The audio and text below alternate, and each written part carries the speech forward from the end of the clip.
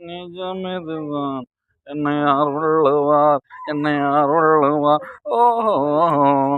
ஓஹோ நான் ஒரு கோட்டை வாங்கணும்ண்ணா என்னண்ணா ஒரு கோட்டை வாங்கணும்ண்ணா அதெல்லாம் ரொம்ப டப்பாக்குறேன் இது மானிட்டர் சுவாமி மல்லாக்கு படுத்து கிடக்குற மானிட்டர் சாமிண்ணா ஒரு கட்டிங் வாங்கி கொண்டுண்ணா அனுசரிச்சு பண்ணிக்கலாம்ண்ணா நான் 500 ரூபா இருக்குதுண்ணா செலவு பண்ணி போட்டுறேண்ணா சாமியார் வட்டிக்கிட்ட ஏமாத்தண்ணா நான் வாங்கிக்கணும்ண்ணா உனக்கு வாங்கி தரமாண்ணா சிரிக்காதண்ணா மப்பிறங்கிச்சுண்ணா